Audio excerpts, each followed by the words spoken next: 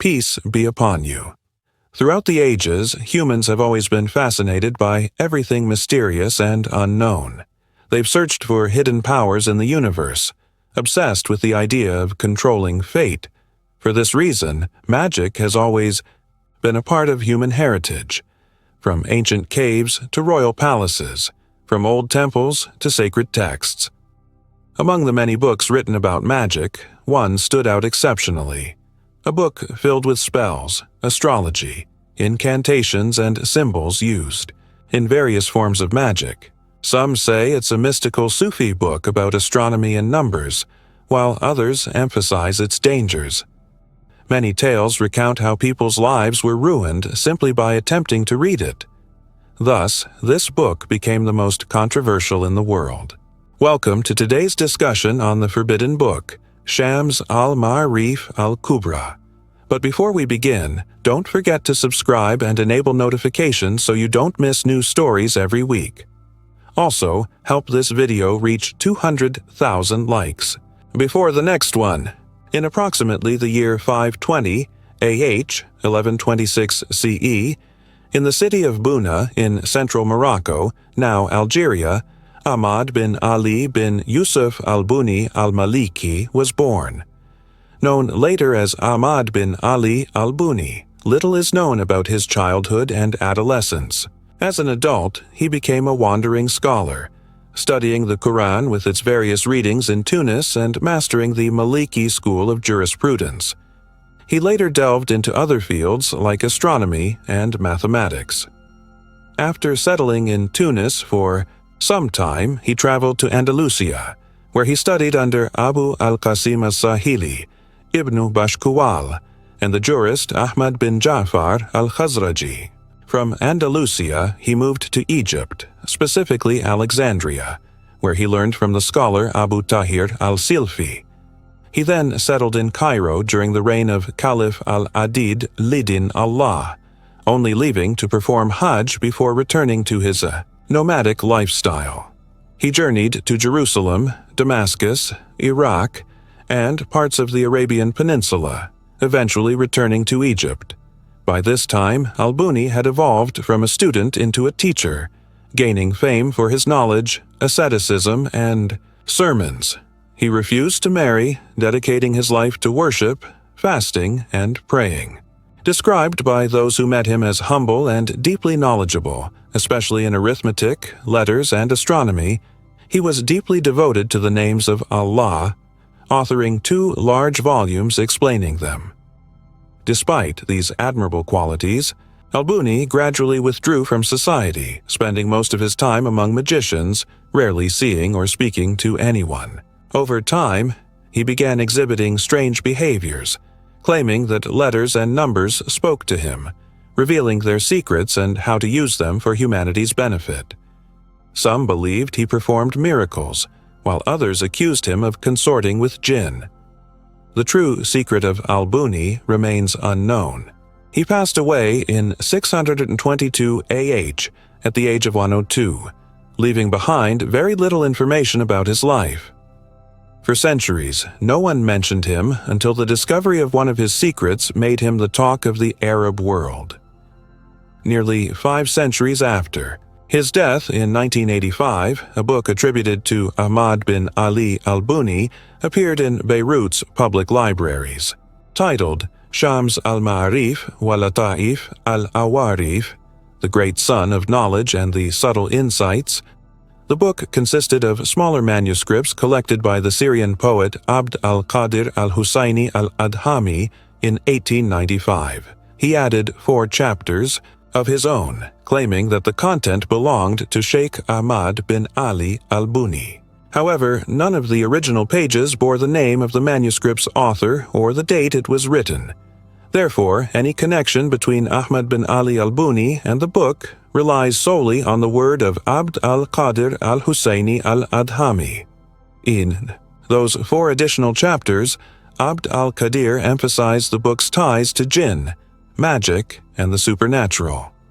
Strangely, no one knew where the manuscripts had been hidden for all those years before Abd al-Qadir compiled them. Even stranger, after gathering them into a massive volume, The original manuscript disappeared for nearly 100 years until a copy surfaced in Lebanon in the 1980s. Afterward, the original vanished entirely. The version of the book that appeared in Beirut was extremely peculiar. Its pages were filled with symbols, drawings, interpretations, and explanations of alphabetical letters and numbers. Reading it posed significant challenges due to its complexity. Spanning 577 pages divided into 4 parts and 40 chapters, each chapter addressed a specific topic. The book's appearance and design, along with some of its chapter titles and contents, made it resemble Islamic heritage texts. It included interpretations of Quranic letters, the names of Allah, and the secrets of the Basmala, among others. However, the strangest aspect was the letter written by the author himself, found on the book's first page. While it began with praise and gratitude to Allah for His blessings and confirmed that the book was intended as a charitable act for his soul, subsequent lines warned against carelessly handling its contents or allowing unqualified individuals to use it lest harm occur.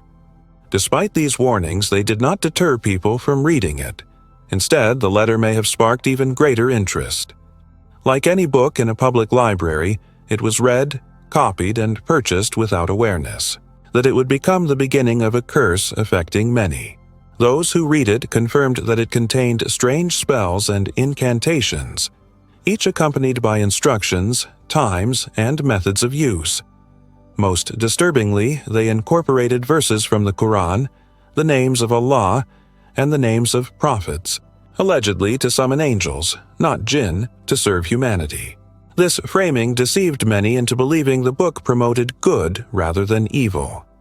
For example, in the first chapter, titled On the Alphabet and Its Secrets, the author discussed the mysteries of letters and numbers, asserting that each letter held hidden meanings incomprehensible to ordinary people. Only those capable of understanding could harness them for personal benefit. For instance, he claimed that the letter Dal symbolized beginnings and endings because it is the first letter of Allah's name, Daim, and the last letter of the final prophet's name, Muhammad, peace be upon him, representing eternity. Using astrological and numerical calculations, the corresponding number for this letter was 4, associated with Monday. Based on this information, readers were instructed to apply talismans differently depending on whether they sought good or harm. Similar analyses applied to all letters of the alphabet, correlating them with numbers, days of the week, and methods of invocation. The first chapter focused on using letters for beneficial purposes, such as protecting homes from theft, increasing wealth, and warding off snakes and scorpions. These practices often involved rituals like praying a certain number of rakyuas, repeating specific phrases, dissolving talismans in rainwater mixed with honey, drinking it, or performing ablutions with it. In this chapter, the author categorized letters into auspicious and ominous types, discussing their connections to happiness or sorrow. Later chapters explored more complex topics, including planetary positions, lunar mansions, and zodiac signs. Beginning with Chapter 7, the book took a darker turn, delving into enigmatic and bizarre practices far beyond earlier sections. For example, Chapter 7, titled The Names by Which Prophet Jesus Revived the Dead, purported to decode symbols inscribed on Moses' staff. This chapter detailed methods of deciphering and applying these symbols, not to revive the dead, but to manipulate reality dangerously. Other chapters referenced God's greatest name, employing divine names in twisted ways alongside Quranic verses, prophetic supplications, and unintelligible symbols. Readers encountered increasingly sinister guidance, such as manipulating bodily elements, blood, phlegm, bile, and black bile linked to earth, water, air, and fire. By disrupting the balance of these elements, practitioners could supposedly harm or control specific organs in humans, laying the groundwork for future magical practices. The book also listed the names of Jinn kings, whom the author described as angelic spirits governing planets, days, and hours. For example, Saturday belonged to King Casfiel, ruler of Saturn, while Sunday corresponded to Archangel Michael, Lord of the Sun. Each entity commanded ministers and servants responsible for executing orders on Earth. Famous jinn like Azazel, popularized in media, were said to cause epilepsy and seizures. Notable female jinn included Aina, Dat al-Mahassin, and Naila, who allegedly influenced human affairs through the book's symbols and incantations. Despite, or perhaps because of, its dangerous reputation, the book attracted immense curiosity. Stories circulated about individuals who dared to read it, experiencing terrifying consequences. One such tale involved a young Saudi man in his 30s who discovered the book in his grandfather's old library. Initially intrigued, he struggled to comprehend much of its content but felt inexplicably drawn to it. During one outing, he encountered an elderly man with dark skin and a suspicious gaze. When the man extended his hand to greet him, the youth instinctively shook it, only to feel a chilling electric shock. The man's hand was icy cold, rough like wood, and bristling with thorns. Horrified, the youth pulled away and fled. From that day forward, he saw the man everywhere and began hallucinating his presence whenever he opened the book. The apparition ceased only after he disposed of the cursed tome. Another story featured a struggling college student who stumbled upon an online article detailing rituals to improve focus and memory. Following the instructions, burning specific incense and placing inscribed papers under his pillow, he noticed remarkable improvements in his academic performance. Realizing the method stemmed from Shams Al-Ma'arif, he sought out the full text, encountering resistance and warnings along the way. Eventually, he acquired a rare copy from a specialist bookseller. At first, he couldn't understand much of it and shelved it in disgust. But soon, strange noises emanated from the closet where he stored the book. Investigating repeatedly, he found nothing except the book itself, seemingly untouched. Drawn by an inexplicable compulsion, he resumed reading, reaching chapters on summoning angelic spirits who granted wishes. Believing he'd achieved his goal, he meticulously followed the instructions, inscribing talismans from the pages. Though initially skeptical, he began experiencing vivid dreams and sensed an ethereal presence beside him.